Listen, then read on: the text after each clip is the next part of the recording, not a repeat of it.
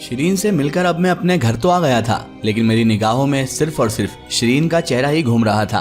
पता नहीं उसके चेहरे के तासुरात ने मुझ पर क्या जादू कर दिया था कि मेरी आंखों में सिर्फ और सिर्फ वही घूम रही थी।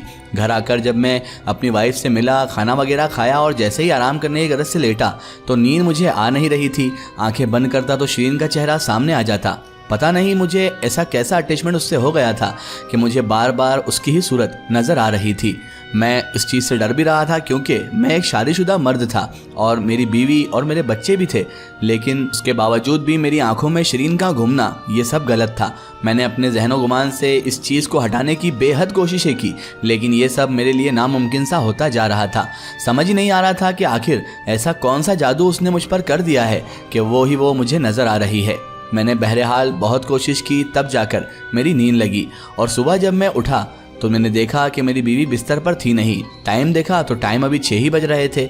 मुझे थोड़ा शक हुआ। मैंने सोचा कि आखिर इतनी जल्दी ये उठकर गई कहाँ है।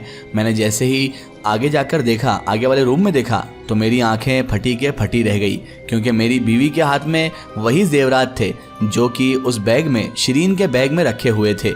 अब मुझे समझ आ गया था। मेरे दिमाग में शिरीन की वही बात आई थी कि शिरीन ने मुझे कहा था कि इसमें कुछ कम है। मुझे अपनी बीवी पर अब बहुत ज़्यादा गुस्सा आ रहा था क्योंकि किसी की अमानत में से उसने खयानत कर ली थी और वो भी शिरीन की अमानत में से।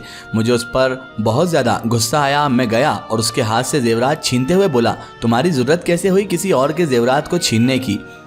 तो वो हक्का बक्का रह गई क्योंकि उसे लगा था मैं सोता रहूँगा, लेकिन अल्लाह ने मुझे उठा दिया था क्योंकि मेरी बीवी ने ही मेरे घर में अमानत में खयानत कर दी थी। मैंने उसे एक ज़ोरदार थप्पड़ रसीद किया। पता नहीं क्यों मुझे ऐसा जुनून सवार हो गया था कि मैं उसे पता नहीं कितना मारता, लेकिन उसके बावजूद भी मैंने उसे एक थप्पड़ रसीद कर दिया जो ज़िंदगी में पहला थप्पड़ था मेरी बीवी के लिए। वो हैरान रह गई और रोने लगी और भागते हुए कमरे में चले गई और डोर अंदर से लॉक कर लिया। मेरे को थोड़ा सा अफसोस हुआ और मैं जब थोड़ा सा होश हवास बहाल हुआ तो मुझे अचानक अपने आप पर ताज्जुब होने लगा कि आज मैंने अपनी बीवी पर हाथ कैसे उठा दिया। इतने साल हो गए शादी को, आज तक उसे मारा नहीं था, आज मार कैसे दिया। मैंने सोचा हो सकता है कि मुझे इसलिए जुनून सवार हो गया हो कि मेरी बीवी ने इतनी बड़ी गलती जो की, किसी की अमानत में से खयानत जो कर ली। लेकिन मुझे बाद में अफसोस ये हुआ कि मुझे उसे मारना नहीं चाहिए था, लेकिन अब कर भी क्या सकता था, उसे मार तो दिया था। मैंने बाद में दरवाज़ा ठोका तो उसने दरवाज़ा नहीं खोला, तो मैं आगे सोफे पर फिर से लेट गया और मेरी नींद लग गई। नींद में अचानक मैंने एक ख्वाब देखा। मैंने ख्वाब में देखा कि शिरीन एक उम्दा लिबास पहने हुए मेरे पास खड़ी थी और वो मुझसे कह रही थी कि आपकी दोस्ती पाकर मैं बहुत खुश हूँ, आप कभी मुझसे जुदा ना होना, मुझे आपकी दोस्ती बहुत पसंद है। फारूक, आप नहीं जानते मैं आपको क्या समझती हूँ। मैंने कहा, शिरीन मुझे आप कुछ ना समझे तो ही बेहतर होगा, मैं शादीशुदा हूँ। पता नहीं ये ख्वाब था या हकीकत, लेकिन लग तो ऐसा रहा था जैसे हकीकत में शिरीन मुझसे बात कर रही हो। मैंने कहा, मैं शादीशुदा हूँ और हमारा कोई फ्यूचर नहीं है, ना ही मैं आपसे कोई ऐसा रिश्ता रखना चाहता हूँ जिससे हम दोनों को तकलीफ़ हो। तो वो कहने लगी, मुझे हर तकलीफ़ मंजूर है, लेकिन बस आप मुझसे कभी दोस्ती ना तोड़िएगा, चाहे आपको कोई भी हकीकत मालूम पड़ जाए, आप मुझसे दोस्ती ना तोड़िएगा। मैंने कहा, कौन सी हकीकत?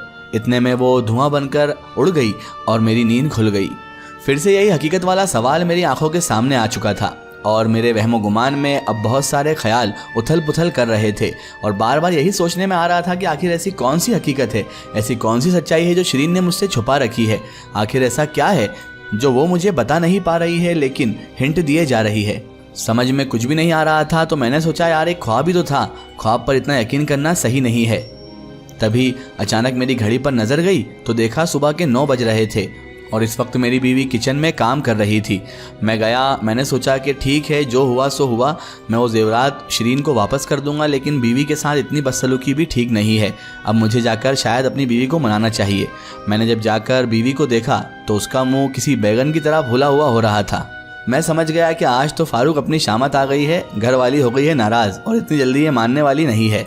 तो मैंने जाकर पहले एक ठसका लिया और जाकर उससे बात की। मैंने कहा, क्या बात है, बहुत नाराज़ दिख रही हो, कल रात के लिए मुझे माफ़ कर दो। उसने कोई जवाब नहीं दिया तो मुझे बड़ा ताज्जुब हुआ, कभी ऐसा वो करती नहीं थी। मैंने कहा ना मुझे माफ़ कर दो, मेरे से वो गलती हो गई थी, लेकिन तुम्हें ऐसा नहीं करना चाहिए था, वो किसी और की अमानत थी। तभी मेरी बीवी भड़की और बोली, आखिर कौन है वो, मुझे उससे मिलना है। कहीं तुमने दूसरी शादी वगैरह तो नहीं कर ली है जो तुम्हें दूसरों के सामान की इतनी पड़ी है? आखिर वो जेवरात किस औरत के हैं? मैं उसे देखना चाहूँगी। ऐसी आवारा औरतों को मैं अच्छी तरह से जानती हूँ। कहीं ना कहीं तुम्हारा कोई ना कोई चक्कर ज़रूर चल रहा है और वो आवारा औरत ही तुमको मेरे खिलाफ कर रही है, यहाँ तक कि तुमने मेरे पे हाथ भी उठा दिया। अब जैसे ही उसने शिरीन को आवारा कहा, अचानक फिर से मुझे रात जैसा जुनून सवार हो गया और मैंने जाकर मेरी बीवी के बाल पकड़ लिए। वो चिल्लाने लगी, लेकिन मुझ पर ऐसा जुनून सवार था जैसे मानो उसने मेरे दिल पर कांच के टुकड़े चुभो दिए हों।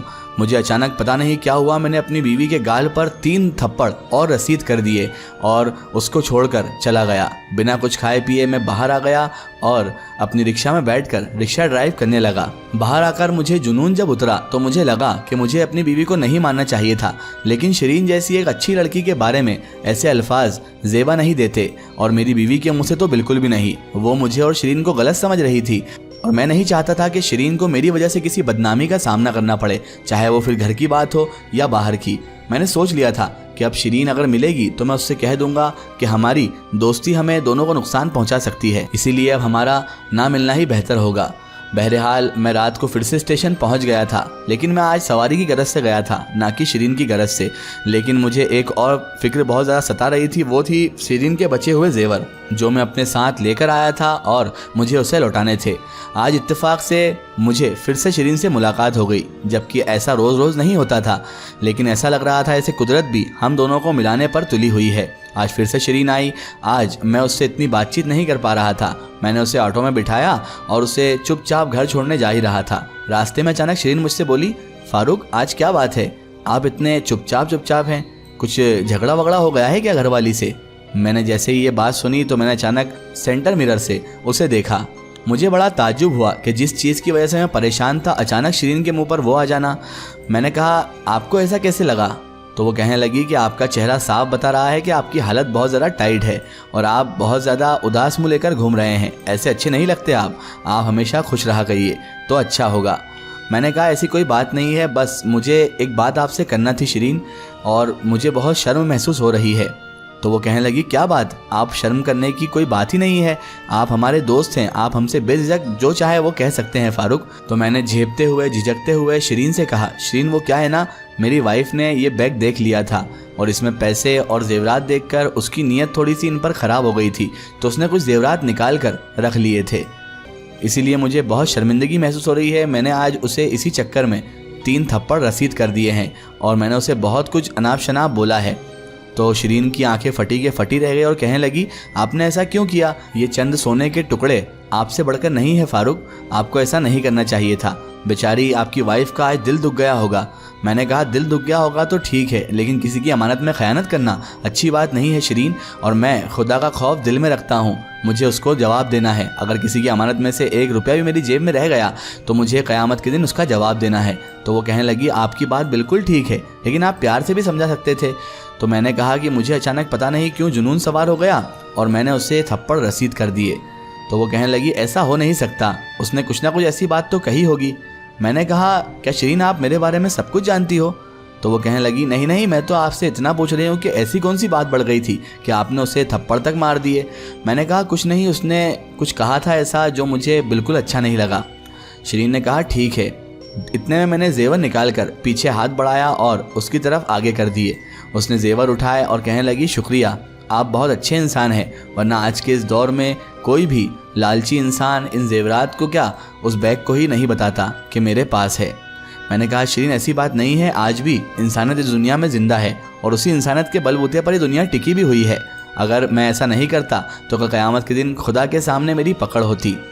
शिरीन मेरी बातों से बहुत ज़्यादा इम्प्रेस हो चुकी थी, क्योंकि उसकी आंखें साफ तौर पर मेरे लिए इज्जत बयान कर रही थी। आज मुझे थोड़ा अच्छा फील हो रहा था क्योंकि मैंने वो जेवरात शिरीन को लौटा दिए थे, लेकिन मुझे शिरीन से और भी बात करना थी। वही बात जो मैंने दिल में ठान ली थी कि हम दोनों को अब ज़्यादा दोस्ती की में करीब नहीं आना चाहिए, वरना बाद में इसी दोस्ती की वजह से हम दोनों को तकलीफ़ होगी। जब हम शिरीन की हवेली पहुँच गए तो मैंने वहाँ जाकर शिरीन से कहा, शिरीन मुझे कुछ बात करना है।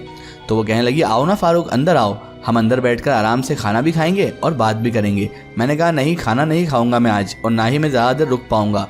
तो वो कहने लगी, क्या बात है, आप बहुत परेशान से लग रहे हैं, अगर कोई बात दिल में है तो साफ तौर पर बोल दीजिए, ऐसा मत सोचिए कि मुझे बुरा लगेगा या भला लगेगा। आप तो जानते ही हैं कि आप भी मेरी हकीकत से वाकिफ़ नहीं और मैं भी आपकी हकीकत से वाकिफ़ नहीं। जैसे ही उसने फिर हकीकत का नाम लिया तो मुझे मेरा ख्वाब ध्यान में आ गया, जिस ख्वाब में शिरीन मेरे पास आई थी और मुझसे यही बात उसने कही थी। मैंने अचानक शिरीन को घूर कर देखा तो वो कहने लगी, क्या हुआ मिस्टर फारूक, घूर कर क्यों देख रहे हैं, क्या मैंने कोई गलत बात कह दी? मैंने कहा नहीं, चलिए अंदर चलिए, हम बात करते हैं। इसके आगे की स्टोरी हम देखेंगे इसके अगले पार्ट में। अगर आप भी अपनी ज़िंदगी की कोई सच्ची कहानी या सच्ची घटना हमसे शेयर करना चाहते हैं या आप अपनी कोई स्टोरी हमारे चैनल के ज़रिए शेयर करवाना चाहते हैं तो हमारे Facebook page my story book को फॉलो करें और उस पर हमसे जुड़ें।